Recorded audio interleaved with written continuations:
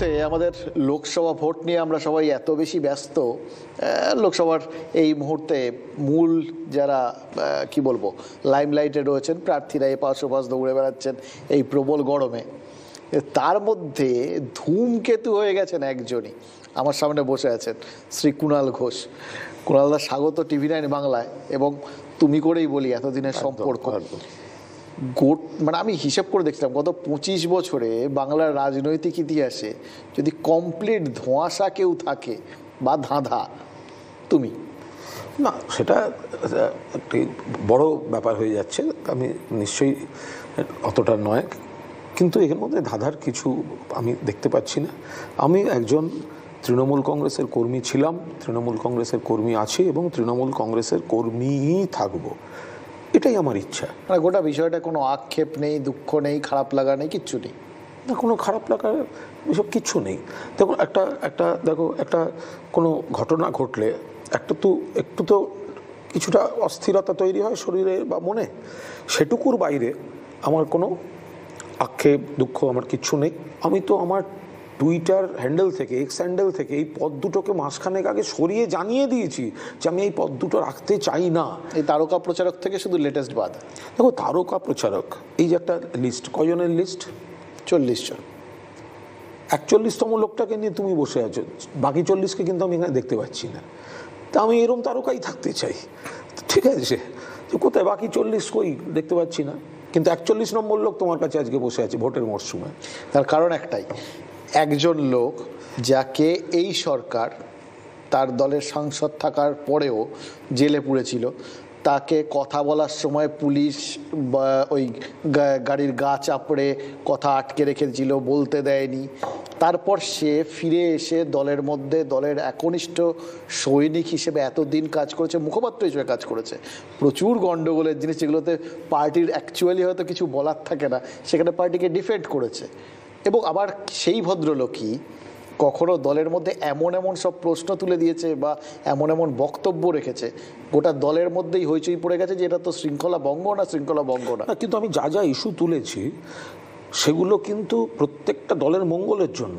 ওয়ার্কারদের মধ্যে যদি একটা দুঃখ তৈরি হয় যে নেতাদের কাছাকাছি যারা থাকে, যারা হোয়াটসঅ্যাপে মাঝরাত্রে তেল মারতে পারে, যাদের টাকা পয়সা আছে, উপহার দেওয়ার ক্ষমতা আছে, তারা সব সুবিধা পেয়ে যাবে, আর দেয়াল লেখা, মিছিল করা, বিভিন্ন পেশায় তৃণমূলকে ডিফেন্ড করা লোকগুলো বাদ, তাদের ইস্যুগুলো তো আস্তে আস্তে সামনে আনতে হবে। এই জায়গাগুলো কোথাও একটা আমাদের ঘাটতি থাকছে। আর তুমি যদি বলছো বলতে বাকি রাখলে কি, মানে এখানে পার্টির মধ্যে নেতাদের কাছে পৌঁছতে গেলে কিছু লোক টাকা দিয়ে পৌঁছয়, বিভিন্নভাবে তোষামত করে পৌঁছয়। না, সবটা খারাপ আমি কেন বলবো? সবটা খারাপ আমি একবারও বলছি না। আমি মানে এই বিষয়ে আমার, তুমি ধরো স্টার বক্তার লিস্ট, স্টার বক্তার কাজ কি? দলকে প্রোটেক্ট করা, দলকে ডিফেন্ড করা। মুখপাত্রের কাজও তাই ছিল। এখন স্টার বক্তা হতে গেলে যেটা দরকার, ধরো 5 ফুট 11 ইঞ্চি হাইট, আমি 5 ফুট 3। স্টার বক্তা হতে গেলে নানা রকম গুণ দরকার, আমার হয়তো সেগুলো নেই, আমি হয়তো ভালো বলতে পারছি না ইত্যাদি।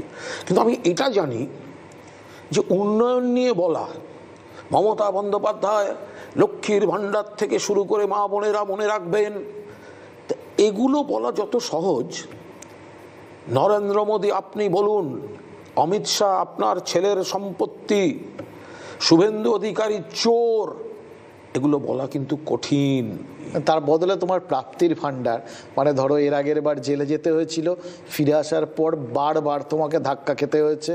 ইভেন এই লাস্ট হচ্ছে যে দুটো নাম ধরে নিচ্ছি, ছেড়ে দিতে চেয়েছিলে মুখপাত্র আর রাজ্য সাধারণ সম্পাদক। এই স্টার তালিকা এটা তোমার হিসেবের মধ্যে হয়তো ছিল না, আমি ধরিও না, কিন্তু আমি এসবগুলো ধরিও না। সেখানে বাদ দিয়ে দেওয়াটা, এটা তো কোথাও গিয়ে অপমান করা না। তো রাজনীতি করছি, এইসব ঠুনকো ব্যাপারে করব, এসবের আমি নই। আমি এমনভাবে রাজনীতিটা করতে চাই যে আমাকে দলের কর্মীরা জেলায় ঘুরলে এক বাক্যে এসে সেলফি তুলবে এবং তুলে বলবে, দাদা আপনি যেভাবে দলকে ডিফেন্ড করেন, আপনি যেভাবে জবাব দেন, আর কেউ দেয় না, এটাই আমার পাওনা। মানে এই যে সিদ্ধান্তটা, ধরো এটা তোমার দলনেত্রী মমতা বন্দ্যোপাধ্যায় বা সেনাপতি অভিষেক বন্দ্যোপাধ্যায় এদের না জানিয়ে তো হয়নি। আমি তো জানি বা আমি বিশ্বাস করি যে ব্যবস্থাটাই হোক, যে চিঠিই হোক, সেটা মমতা বন্দ্যোপাধ্যায় এবং অভিষেক বন্দ্যোপাধ্যায়কে জানিয়ে তাদের সম্মতিতে, অনুমোদনে বা নির্দেশে হয়েছে। আমি বলছি তো, তা যার জন্য চুরি করি সেই বলে চোর। তো আমি বলছি, আমি যেহেতু আমার দলের নেত্রী এবং নেতা তারা আমাকে এই ধরনের পরিস্থিতিতে ফেলতে চাইছেন, তা আমি হই হই করে আমি সেটা গ্রহণ করছি। নেত্রী বা নেতা আমাকে দিচ্ছেন বলে কথা, সেটা সম্মানী দিন বা অসম্মানী দিন, পদ দিন বা পদহীন করুন, আমি কর্মী হিসেবে আমি সেটা অ্যাকসেপ্ট করব। কিন্তু তুমি হচ্ছে একমাত্র লোক যে প্রথম এই নবীন প্রবীণের জায়গাটা বা প্রবীণদের সরে যাওয়া উচিত, এবং সেটা মানে সরাসরি মমতা বন্দ্যোপাধ্যায় ইনক্লুডেড, এরকম একটা জায়গা এই প্রশ্ন তোলার সাহস কেউ পায়নি। আমি মানে সেটারই দলটাকে শাস্তি করতে এটা। চাই। আমি শাস্তি এসব মিলিয়েও দেখছি না, কে কখন কোন গ্রহ নক্ষত্র কোথায় থাকে, কোন গ্রহ নক্ষত্র কখন কত নম্বর ঘরে গিয়ে পৌঁছয়, এসব আমার ভেবে কোনো লাভ নেই। আমি অত বড় বিশেষজ্ঞ নই। যখন আমাকে কোনো অ্যাসাইনমেন্ট দিয়েছেন আমি পালন করার চেষ্টা করেছি। আমি পেরেছি কি পারিনি, চেষ্টা করেছি কি করিনি, এটা সারা বাংলার তৃণমূল কংগ্রেস কর্মীরা জানেন। তাপস রায় এবং কুণাল ঘোষ দুজনেরই তো খারাপ লাগা বা অভিযোগ এই দুটোর জায়গায় এক। না, তাপসদা আমার থেকে অনেক সিনিয়র, সুদীপদার সঙ্গে হয়তো আরও পুরনো একটা একসঙ্গে রাজনীতি থেকে যা যা হয় সেরকম।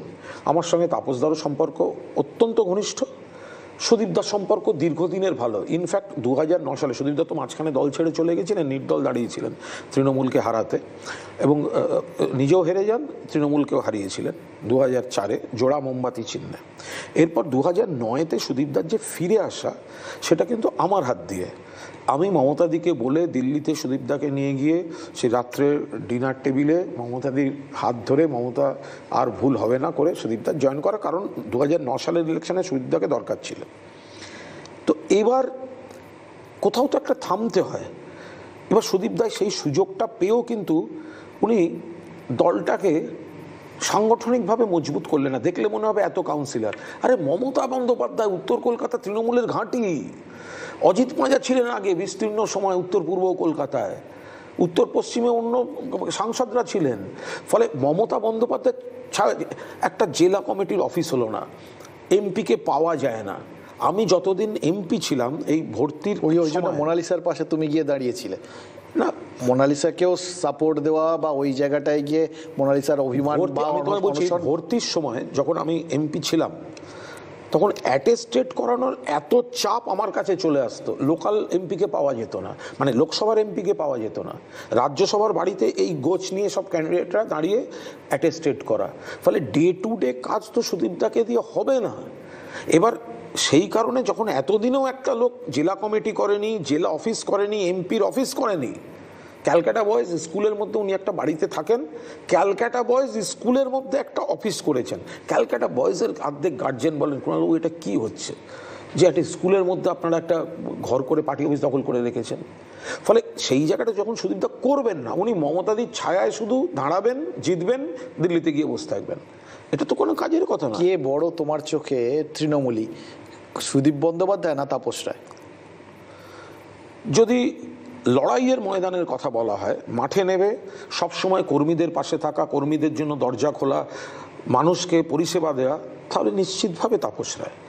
আবার সুদীপদা পুরনো দিনের অভিজ্ঞ মানুষ, উনি জানেন কাকে কোথায় টুপি খাইয়ে ঠিক নিজের ভোটের সময়টা বের করে নিয়ে যাওয়া। পুরোটাই কি তোমার এই যে জায়গাটা তৈরি হলো, যেটা তোমার চোখেও নির্দোষ আপাত দৃষ্টিতে, সত্যি একটা রক্তদান শিবির, সেখানে গিয়ে তো এটা কি করতে ওখানে পুরোটাই কি সুদীপ বন্দ্যোপাধ্যায়ের কাজ? এই পুরো জিনিসটাকে কেন, ওনার অভ্যাস আছে। মনে আছে তাপস রায় মাঝখানে কিছুদিনের জন্য উত্তর কলকাতার সভাপতি হয়েছিলেন, হই হই রই রই পড়ে গেছিল, সংগঠনটা চাঙ্গা হয়ে গেছিল, এবং তাপস রায় একটা জেলা অফিস করার উদ্যোগ নিয়েছিলেন।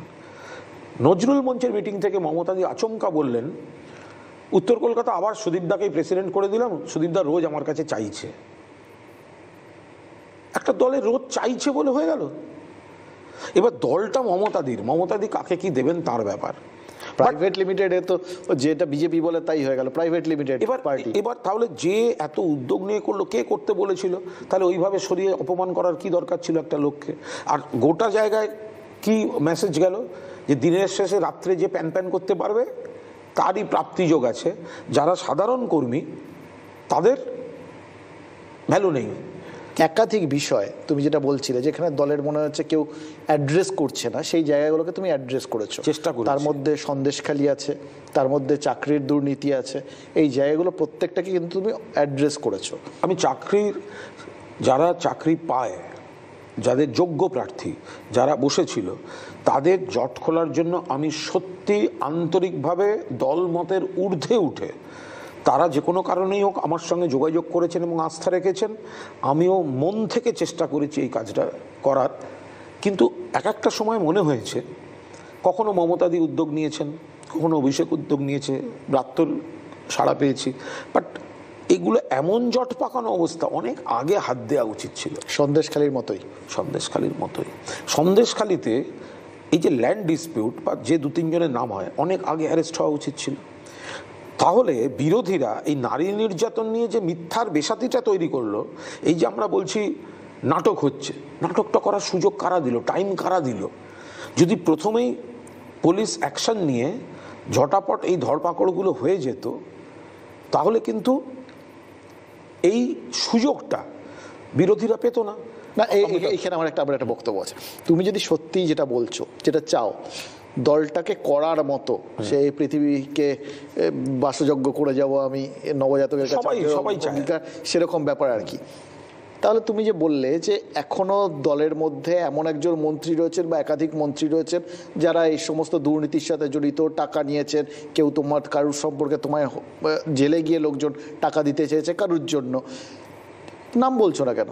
রেখে দিয়ে লাভ কি? আমি হাওয়ায় ভাসিয়ে দেওয়া হয়ে যাচ্ছে। দেখো অমৃতাংশু, আমায় কেউ বলতে পারেন তুমি এজেন্সিকে গিয়ে বলো, বলেছেন দিলীপ ঘোষ বলেছেন কি এজেন্সিকে বলে দিলে হয়ে যায়। আমি দিলীপ দাকে বলবো যে একাধিক চিটফান্ডের একাধিক তথ্য, একাধিক প্রমাণ, একাধিক নথি সিবিআই দফতরেও আছে, কেস রেকর্ডগুলোর মধ্যেও কোর্টে আছে। সিবিআই তো অ্যাকশানই নিচ্ছে না, আপনার বলে আপনার কী লাভ হবে? আমি খুব স্পষ্ট করে বলছি, একটা উদাহরণ দিচ্ছি, রোজ ভ্যালি, সুদীপ ব্যানার্জি চার্জশিটেড, এতটাই খবরটাকে গোপনে রাখা ছিল, আজ পর্যন্ত কোনো চ্যানেলের ব্রেকিং নিউজ সামান্য সামান করলে তলব বলে সব ব্রেকিং নিউজ যায়। সুদীপ ব্যানার্জিকে চার্জশিট দিয়েছে রোজ ভ্যালি কাণ্ডে সিবিআই, এতটা গোপন রেখেছে লোকটা, কোনো মিডিয়ার কাছে সেই খবরটা পৌঁছয়নি, কেউ কোনোদিন দেখায়নি, ধোয়া তুলসী পাতার মতো ঘুরে বেড়াচ্ছে। এজেন্সিকে দিয়েও লাভ নেই, দিদিকে বলেও লাভ নেই। আমি মানে কম্পালশন বুঝি।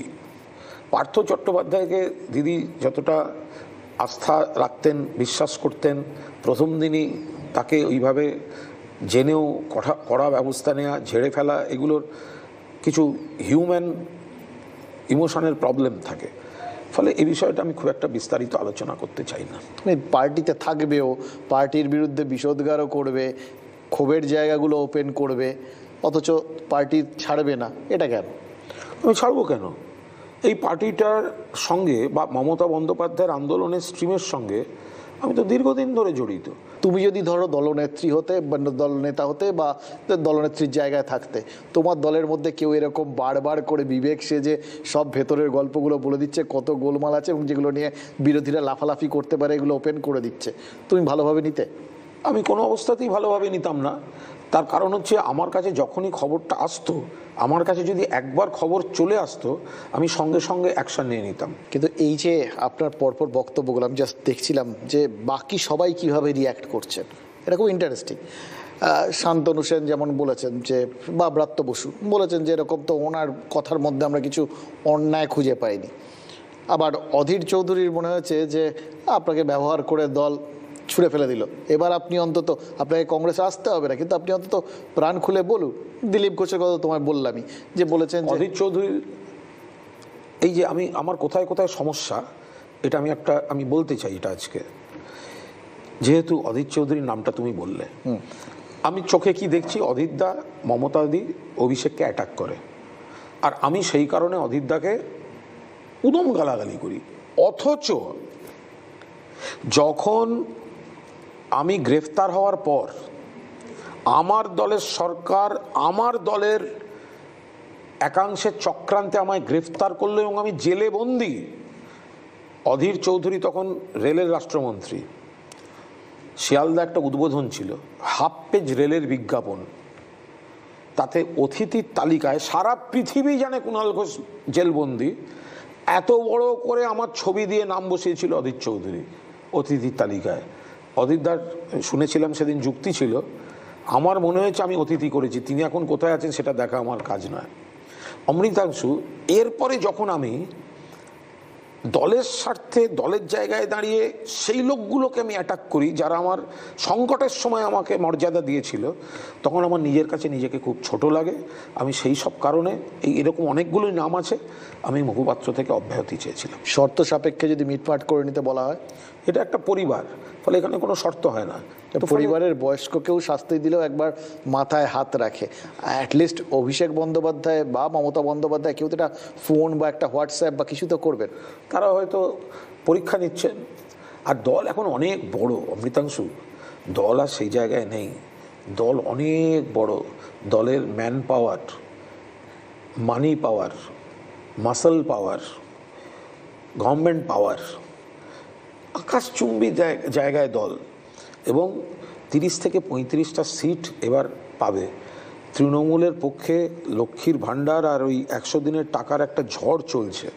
তো সেখানে দাঁড়িয়ে কোন কর্মী কে কুণাল ঘোষ, এরকম 100 কুণাল ঘোষ এলো গেল, ভালো বলতো তো বলতো, ওর ডিউটি ছিল বলার, যদি না বলে বলবে না, কি এসে যায়, ভোট তো দেবে লক্ষ্মীর ভাণ্ডার, তো মিটে গেল। ফলে আমি এসব নিয়ে মাথা ঘামিয়ে কী করবো? মানে কোনো রাজনৈতিক দলের ক্ষেত্রে ওই মানি আর মাসেল পাওয়ার দুটো বড় হয়ে যাওয়া মানে তার অন্য ব্যাখ্যা, আমি সেটাতে যাচ্ছি না। আমার শুধু জাস্ট একটাই শেষ প্রশ্ন আর কি, এই যে যা যা সমস্যা বা যেভাবে তুমি দলটাকে পরিষ্কার দেখতে চাইছো বা আমাদের স্বার্থে চাইছি, নিজেদের স্বার্থে চাইছো, কারণ যাদের রাজনীতির নেশা আছে তাদের তো একটা প্ল্যাটফর্ম চাই। সেই প্ল্যাটফর্মটা একটা বেসিক্যালি সেকুলার প্ল্যাটফর্ম হতে হবে, ডেমোক্রেটিক প্ল্যাটফর্ম হতে হবে, প্রোগ্রেসিভ প্ল্যাটফর্ম হতে হবে। সেখানে মমতাদি যখন একটা স্ট্রিম শুরু করেছে, তাহলে আমরা তার বাইরে ভাবতে যাব কেন? ফলে এখানে প্রকৃত কর্মী যারা যারা শুধু ওই নেতাদের উপহার দিয়ে হোয়াটসঅ্যাপ করে তেলবাজি করে এইসব করবে না, একটা সুস্থ ডেমোক্রেটিক একটা সিস্টেম থাকবে, এটা আমাদের সকলের মঙ্গল, এবং আমাদের পরে যারা জুনিয়র আসছে তারাও হই হই করে এই রাজনীতিটা করতে পারবে। সবটা যদি আমি বসে আছি পার্টিতে, আমি নেতা সাধারণ সম্পাদক, বাকি আমার অর্ধেক হোমওয়ার্ক করে দিচ্ছে আমার কোনো এজেন্সি মার্কেটে রয়েছে, বাকি আমার সঙ্গে পুলিশ রয়েছে, বাকি আমলারা রয়েছে, এই জিনিসটার উপর দাঁড়িয়ে যদি আমি শুধুমাত্র ক্ষমতাটা রাখার রাজনীতি করি, তাহলে তো দলটা মানে কখনো নিজের পায়ে সেই অর্থে দাঁড়াবার জায়গায় যাবে না। দল কোনোভাবেই ছাড়বে না। দলটা তো আমারও দল, আমার সহকর্মীদের দল, আমি কেন ছাড়বো? আমাকে বস্তায় বেঁধে পার্সেল করে কাউকে ছাড়াবে, গঙ্গায় বিসর্জন দিলে আমাকে তাহলে, কিন্তু আমি কেন দল ছাড়তে যাব? কাউকে ছাড়াবে? আমার এরকম কোনো ইয়ে নেই, আমি সবাই মিলে হই হই করে থাকতে ভালোবাসি, আমি সেইভাবে থাকবো। অনেক ধন্যবাদ আমাদের সময় দেওয়ার জন্য।